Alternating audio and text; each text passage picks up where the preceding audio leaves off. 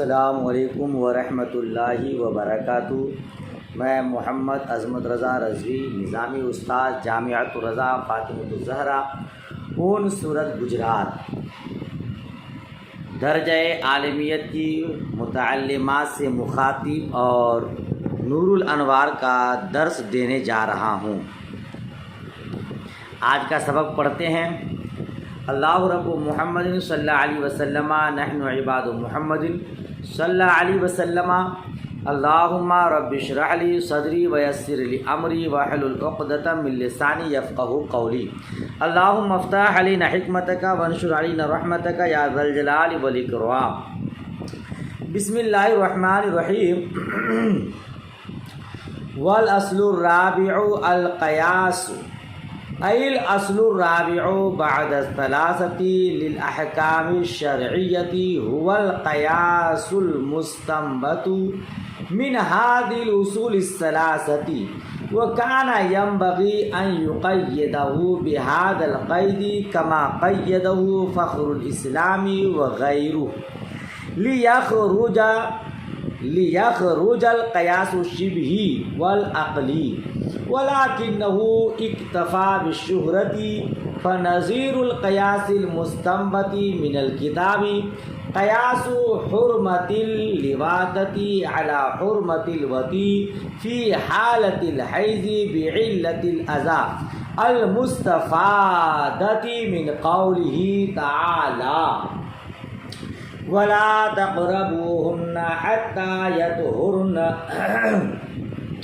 ونظير القياس المستنبط من السنة قياس حرمة تفاضل الجس والنورة بعلة القدر والجنس على حرمة الأشياء الستة المستفادة من قوله عليه السلام الحنطة بالحنطة والشعير بالشعير والتمر بالتمر والملح بالملح والذهب بالذهب والفضة بالفضة مثلا بمثل يدا بيد والفضل ربا، ونظير القياس المستنبط من الإجماع قياس حرمة أم المزنية على حرمة أم أمته التي وطئها المستفادة من الإجماع بعلة الجزئية والبعضية۔ ٹھیک ہے نا؟ آئیے اب اس کا ترجمہ پہلے پڑھ لیتے ہیں، پھر اس کے بعد کچھ وضاحت انشاءاللہ تبارک و تعالی۔ ٹھیک ہے؟ اور چوتھی دلیل قیاس ہے، یعنی تینوں دلائل کے بعد احکام شرعیہ کی چوتھی دلیل وہ قیاس ہے جو ان تینوں سے ماخوذ ہے۔ المستنبط من هذه الاصول، من اصول الثلاثہ، جو ان تینوں اصول سے کیا ہے؟ ماخوذ ہے، مستنبط ہے۔ کہتے ہیں کہ مناسب یہ تھا کہ مصنف علیہ رحمہ القیاس کو اس قید کے ساتھ مقید کرتے جیسا کہ فخر الاسلام وغیرہ نے مقید کیا ہے۔ یہ ترجمہ نہیں سمجھ میں آیا؟ وہ کان ینبغی ان یقیدہ بہذا القید، مصنف علیہ رحمہ کے لیے مناسب تھا کہ اس کو اس قید کے ساتھ مقید کرتا جیسا کہ فخر الاسلام وغیرہ نے مقید کیا ہے، تاکہ قیاس شبہی اور قیاس عقلی نکل جاتا ہے نا، خارج ہو جائے۔ لیکنہ اکتفا بشہرت، لیکن مصنف علیہ رحمٰن نے شہرت پر اکتفا کیا، بس اس قیاس کی نظیر جو کتاب الہی سے ماخوذ ہے، لواطت کی حرمت کو حالت حیض میں وطی کی حرمت پر اس گندگی کی علت کی وجہ سے قیاس کرنا ہے، جو اللہ تبارک و تعالیٰ کے قول وَلَا تَقْرَبُوهُنَّ حَتَّى يَطْهُرْنَ سے ماخوذ ہے۔ جی کیا مطلب؟ اس کو پہلے سمجھتے ہیں۔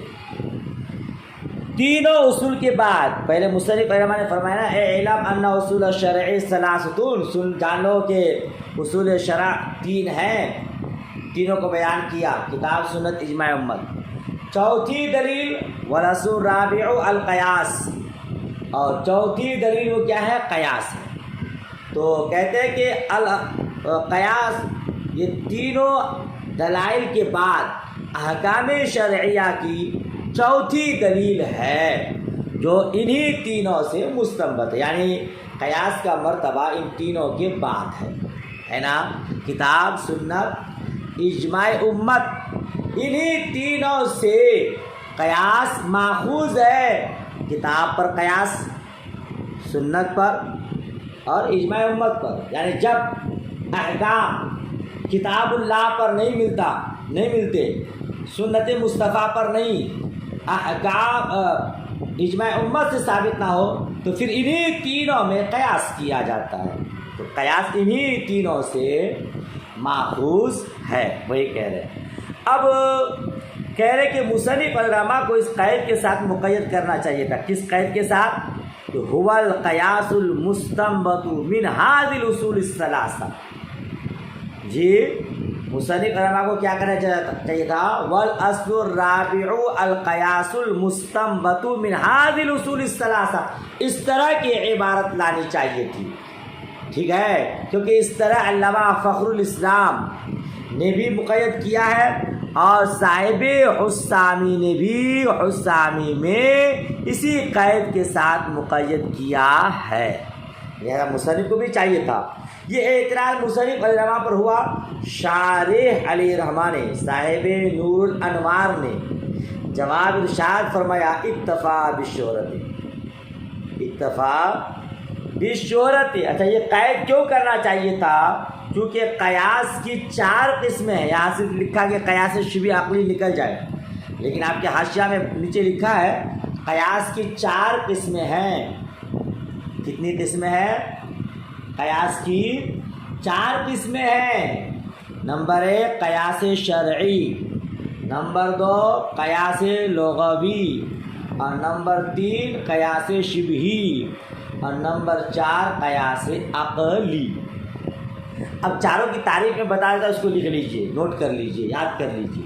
قیاس شرعی وہ قیاس ہے جو کتاب اللہ یا حدیث رسول اللہ صلی اللہ علیہ وسلم یا اجماع امت سے ماخوذ ہے، اس کو کیا کہتے ہیں؟ قیاس شرعی۔ اور قیاس لغوی وہ قیاس ہے جس میں ایک جگہ سے دوسری جگہ کی طرف کسی علت مشترکہ کی وجہ سے متعدی ہو جائے، جیسے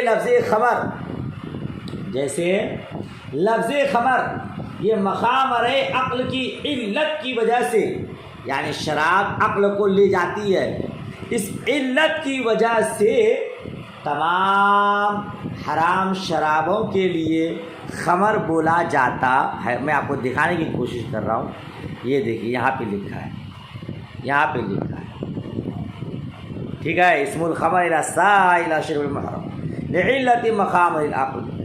تو پہلا قیاس شرعی مراد جو انہی تینوں سے مستنبط، جو کتاب مشہور ہے۔ دوسرا قیاس لغوی وہو تعدیۃ الاسم من موضع الی موضع آخر، یعنی اسم کا ایک جگہ سے دوسری جگہ کی طرف علت مشترکہ کی وجہ سے متعدی ہو جائے، ہے نا؟ جیسے اسم الخمر الی سائر الاشربۃ المحرمۃ لعلت مخامرۃ العقل، یعنی خمر کو تمام شرابوں کو خمر کہا جاتا ہے۔ کیوں؟ کیونکہ شراب انسان کی عقل کو مار دیتی ہے، انسان کی عقل اس سے چلی جاتی ہے، لہذا جو بھی حرام چیزیں ہے نا عقل کو لے جانے والی ہو، ان تمام کو خمر بولا جاتا ہے۔ سمجھ شریف بات آئی؟ والثالث القیاس الشبہی، اور تیسری قسم قیاس شبہی وہو تعدیۃ الحکم من صورت الی صورت بعلت المشاکلۃ فی الصورہ۔ کیا معنی؟ قیاس شبہی علت مشاکلت فی الصورت کی وجہ سے ایک صورت سے دوسری صورت کی طرف متعدی ہو جائے. اس کو کیا کہتے ہیں؟ قیاس شبی. کما یقال فی القاعدۃ الاخیرۃ انہا قاعدۃ فلا یکون فرضا کالقاعدۃ الاولی. جیسے کہا جاتا ہے قاعدہ اخیرہ کے بارے میں کہ قاعدہ اخیرہ فرض نہیں ہے. کیوں؟ کیونکہ قاعدہ اخیرہ قاعدہ اولی کی طرح ہے. تو جس طرح قاعدہ اولی فرض نہیں، اسی طرح قاعدہ اخیرہ بھی فرض نہ ہوگا. سمجھ رہے ہیں؟ اچھا. والرابع القیاس العقلی المنطقی، اور چوتھی قیاس عقلی قیاس منطقی. وہو قول مؤلف من القضایا الصغریٰ والکبریٰ. کیا مطلب؟ اس کو قیاس عقلی قیاس منطقی بھی کہتے ہیں. قیاس عقلی قیاس منطقی وہ قول ہے جو ایسے مقدمات سے مرکب ہو جن کے تسلیم کر لینے کے بعد ایک دوسرے قول کا تسلیم کرنا لازم ہو. کیا؟ قیاس عقلی وہ قیاس ہے، وہ قول ہے جو ایسے مقدمات سے مرکب ہو جن کے تسلیم کرنے کے بعد ایک دوسرے قول کا تسلیم کرنا لازم ہو. جیسے العالم متغیر، کما یقال العالم حادث فإنه متغیر وکلما ہوا متغیر فهو حادث فالعالم حادث. جی سمجھے؟ جیسے کہا جاتا ہے العالم متغیر، عالم متغیر ہے، وہ کل متغیر حادث، اور ہر متغیر حادث ہے. تو العالم متغیر وہ کل متغیر حادث کو تسلیم کرنے کے بعد، مان لینے کے بعد العالم حادث کو ماننا پڑے گا، اس کا تسلیم کرنا لازم ہوگا. یہ 4 قسمیں قیاس کی ہوئی. اچھا، اب اعتراض اس طرح ہوتا ہے کہ کیوں مقید کرنا چاہیے؟ قیاس کی 4 قسمیں ہیں اور یہاں قیاس شرعی مراد ہے. لہذا مصنف علیہ رحمہ کو، اور قیاس شرعی کی تعریف میں نے آپ کو کیا بتایا؟ جو انہی تینوں سے مستنبط ہے. لہذا مصنف علیہ رحمہ کو قیاس کی 3 قسموں کو نکالنے کے لیے هو القیاس المستنبط من هذه الاصول الثلاثه، اس قید کے ساتھ قیاس کو مقید کرنا چاہیے تھا تاکہ تینوں اور بقیہ نکل جاتی. ٹھیک ہے نا؟ تو یہ اعتراض صاحب منار مصنف علیہ رحمہ پر معطل پر ہوتا ہے. صاحب شرح وقایا نے کہا کہ چونکہ قیاس شرعی اصول کی کتابوں میں قیاس شرعی ہی مراد قیاس سے، اور وہ مشہور بات ہے، لہذا مصنف علیہ رحمہ نے شہرت پر اکتفا کر دیا، اس کو بتانے کی ضرورت محسوس نہیں کی. سمجھ شریف میں بات آئی؟ اچھا چلیے آگے بڑھتے ہیں پھر، ہے نا؟ اب قیاس چونکہ انہی تینوں سے مستنبط ہوتے ہیں، اسی لیے تینوں کی مثال دے رہے ہیں. قیاس کتاب اللہ سے مستنبط ماخوذ کیسے، اس کی مثال کیا؟ کتاب اور سنت سے مستنبط ماخوذ، اس کی مثال کیا؟ اجماع امت سے ماخوذ، اس کی مثال کیا؟ ترتیب وار تینوں کی مثالیں دے رہے ہیں. کیا کہہ رہے ہیں؟ دیکھیے، فنظیر القیاس المستنبط من الکتاب قیاس حرمت اللواطۃ علی حرمت الوطی فی حالت الحیض بعلت الاذى المستفادۃ من قوله تعالی ولا تقربوهن حتی یطہرن. ترجمہ آپ کو بتایا میں آپ کو. کہتے ہیں کہ اس قیاس کی مثال جو کتاب الہی سے ماخوذ ہے، لواطت کی حرمت کو حالت حیض میں وطی کی حرمت پر گندگی کی علت کی وجہ سے، علت اذا کی وجہ سے قیاس کرنا ہے. اللہ تبارک و تعالیٰ کے قول ولا تقربوهن حتی یطہرن سے مستفاد ہے. ٹھیک ہے نا؟ یہ یعنی یہ سمجھیے آپ کہ لواطت حرام ہے نا؟ لواطت یعنی مقام دبر میں کوئی شہوت پوری کرے، اس کو لواطت کہتے ہیں، چاہے وہ مرد سے ہو یا عورت سے. مقام دبر کھائے کسی کا مرد عورت میں سے، ہے نا؟ اس میں شرط پوری کرنے کو عبادت کہتے ہیں، ٹھیک ہے؟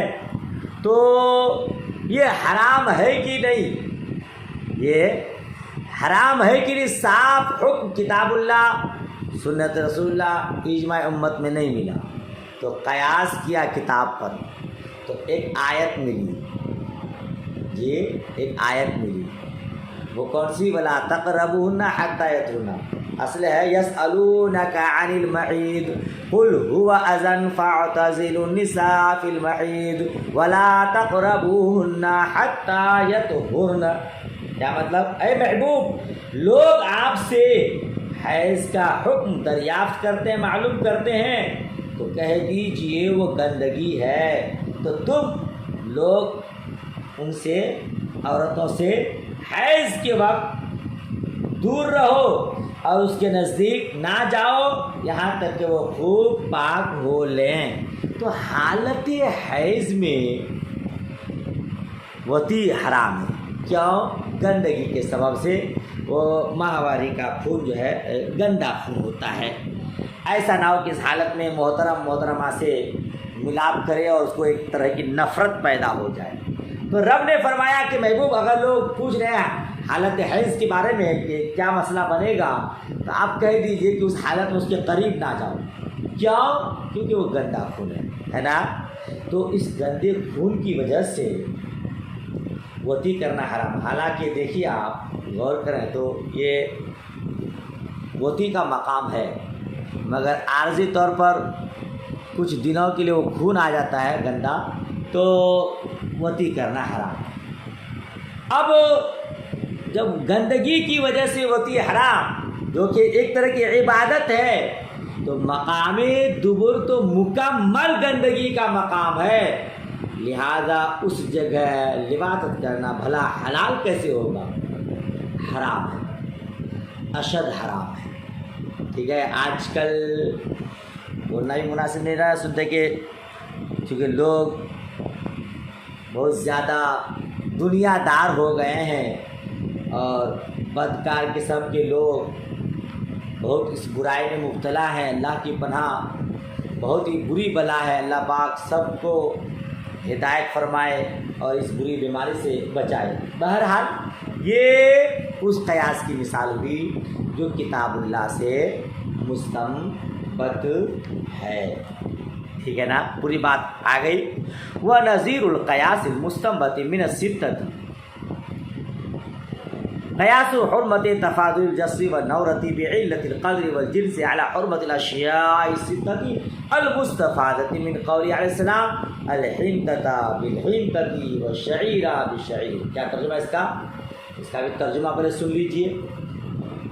کہتے ہیں اس قیاس کی مثال جو سنت نبوی سے ماخوذ ہے، حدیث مصطفیٰ سے ماخوذ ہے، علت قدر اور جنس کی وجہ سے جس اور نورا کے تفاضل کی حرمت کو ان اشیاء ستہ کی حرمت پر قیاس کرنا ہے جو رسول اللہ صلی اللہ تعالی وسلم کے قول الحنطۃ بالحنطۃ، یعنی گیہوں کے بدلے گیہوں، جو کے بدلے جو، کھجور کے بدلے کھجور، نمک کے بدلے نمک، سونا کے بدلے سونا، چاندی کے بدلے چاندی، مثلا یدم بید، ہاتھوں ہاتھ، اور فضل ربا ہے، زیادتی ربا ہے۔ تو یہ قیاس سنت مصطفیٰ صلی اللہ تعالی علیہ وسلم سے ماخوذ ہے۔ کیا مطلب اس کا؟ اس قیاس کی مثال جو 6 چیزوں سے، یہ 6 چیزوں کو قیاس کیا، اس کی کیا مطلب؟ بھائی چونا کے بدلے میں چونا زیادتی کے ساتھ جائز ہوگا کہ نہیں، ہے نا؟ جس کہتے ہیں، جیسا 2 لفظ ہے، جس کہتے ہیں عمارت کا چونا، جو عمارت میں بلڈنگ وغیرہ میں چونا کہتے ہیں اس کو جس کہتے ہیں، اور نورا کہتے ہیں قلعی کا چونا، ٹھیک ہے؟ تو چونا کے بدلے میں چونا اگر کوئی زیادتی کے ساتھ لیتا ہے، دیتا ہے، تو یہ جائز ہے کہ نہیں؟ یہ مسئلہ کتاب اللہ میں سنت میں نہیں ملا، اجماع امت میں صاف نہیں ملا، تو پھر قیاس کیا انہی تینوں میں، تو ایک مسئلہ ملا، مصطفیٰ جان رحمت صلی اللہ تعالی علیہ وسلم نے 6 چیزوں میں زیادتی کے ساتھ لینا دینا حرام قرار دیا ہے۔ جو 6 چیزیں آپ نے پڑھا، ہنتا، شعیر یعنی گیہوں، جو، کھجور، نمک، سونا، چاندی، ان 6 چیزوں میں تفاضل، زیادتی، سود ہے۔ اب یہ 6 چیزوں میں زیادتی سود کیوں ہے؟ قدر و جنس کی وجہ سے، یعنی گیہوں کے بدلے گیہوں، یہ ایک ہی جنس ہے اور مقداری چیز ہے، تو یہی بات چونکہ جس اور نورا یعنی چونا میں بھی پائی جاتی ہے، لہذا قیاس اجماع کیا کہتے ہیں سنت مصطفیٰ صلی اللہ علیہ وسلم پر قیاس کرنے سے معلوم ہوا کہ جس اور نورا یعنی چونا میں بھی زیادتی حرام ہے۔ خلاصہ یہ کہ 6 چیزوں میں زیادتی کی حرمت حدیث مصطفیٰ سے ثابت ہے، چونا میں زیادتی کی حرمت قیاس سے ثابت ہے، ٹھیک ہے۔ وَنَظِيرُ الْقِيَاسِ الْمُسْتَنبَطِ مِنَ الْإِجْمَاعِ، قیاس و حرمت، اس کو بھی آپ سمجھیے۔ اب یہ کتاب اللہ اور سنت رسول ہو گیا، اجماع امت دیکھیے، ہے نا۔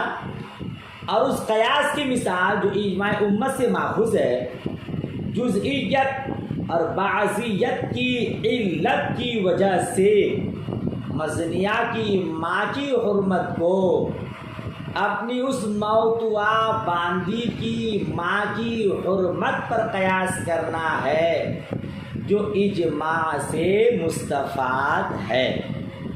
کیا مطلب؟ یاد رکھیے گا، موتوا باندی کی ماں کا واتی پر حرام ہونا اجماع سے ثابت ہے۔ موتوا اور واتی سمجھتے ہیں، مرد اور عورت ہے نا، محترم ہے اور محترمہ ہے، محترم واتی، محترمہ موتوا۔ تو موتوا باندی کی جو ماں ہے نا وہ واتی پر حرام ہے، یہ سمجھ رہا، داماد پر ساس حرام ہے نا، اور بہو پر بھی سسر حرام ہے۔ تو موتوا باندی کی ماں کا واتی پر حرام ہونا کیا ہے؟ اجماع سے ثابت ہے۔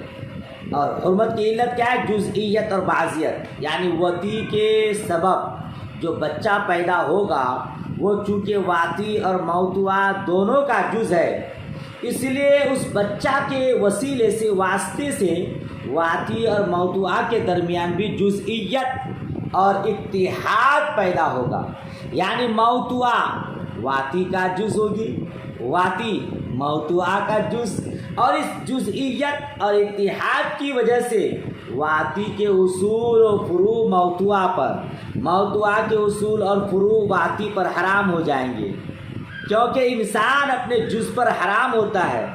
نہیں سمجھے اس کو؟ ارے بھائی آپ یہ سمجھیے کہ موتوا یعنی بیوی کی ماں، بیوی کی ماں کی ماں، یہ داماد پر حرام ہے نا، اور داماد کے باپ، داماد کے باپ کے باپ یعنی شوہر کے باپ، شوہر کے باپ کے باپ، یہ اس کی بیوی پر حرام، اصول و فروع۔ موتوا کی اولاد واتی پر، بیوی کی اولاد شوہر پر، شوہر کی اولاد بیوی پر، یہ حرام ہے نا، کیوں؟ جزئیت اور بعضیت کی وجہ سے، جز ہوتا ہے اس کی وجہ سے، ٹھیک ہے۔ اچھا، تو کہتے ہیں کہ اس لیے موتوا، اب مزنیہ زنا کیا کسی سے، تو جس عورت سے زنا کیا اس کی ماں زانی پر حرام ہے کہ نہیں، یہ ایک مسئلہ ہے نا۔ اصل مسئلہ یہاں کیا ہے؟ مزنیہ کی ماں کی حرمت کو قیاس کرنا ہے۔ مزنیہ جس سے، مان لیے زید نے ہندا سے زنا کیا، تو ہندا کی ماں زید پر حرام ہے کہ نہیں؟ تو حرام ہے، مگر یہ قیاس ہے کہ جب موتوا کی ماں واتی پر حرام ہے جزئیت کی وجہ سے، تو مزنیہ کی ماں بھی زانی پر حرام ہوگی۔ سمجھ رہے ہیں؟ ہاں، ایک اعتراض ہوگا، اس مسئلہ کو سمجھ گئے؟ امید کرتا ہوں سمجھ گئے ہوں گے، ہے نا۔ تو ایک اعتراض یہاں پر مگر ہوگا وہ اعتراض یہ کہ جب موضوع واتی اور واتی موضوع ایک دوسرے کا جز بن جاتے ہیں اور جز سے فائدہ حاصل کرنا حرام ہے، تب تو موضوع واتی پر اور واتی موضوع پر بھی حرام ہونا چاہیے تھا، حالانکہ واتی موضوع پر اور موضوع واتی پر حرام نہیں سمجھے، اس کو جزئیت ثابت ہو گئی نا، تو واتی موضوع واتی دونوں کے درمیان بھی جزئیت ہو گئی، اور انسان کا جز سے فائدہ حاصل کرنا حرام، تو اب لازم آئے گا کہ موضوع واتی پر واتی موضوع پر حرام ہو جائے جزئیت کے سبب۔ تو اس کا جواب یہ دیا گیا کہ ہاں وہ قیاس کے مطابق تو حرام ہی ہونا چاہیے، مگر ضرورتاً اس جگہ قیاس کو ترک کر دیا گیا ہے۔ سمجھ رہے ہیں کہ اگر حرام ہو جائے تو پھر کیسے معاملہ آگے بڑھے گا، شادی کا مطلب کیا رہ جائے گا، اسی لیے ضرورتاً یہاں قیاس کو ترک کر دیا گیا ہے۔ چلیے اس کو یاد کیجیے گا، نہیں سمجھ میں آئے تو پھر پوچھیے گا۔ دعائے خیر میں یاد۔ اللہ حافظ، خدا حافظ۔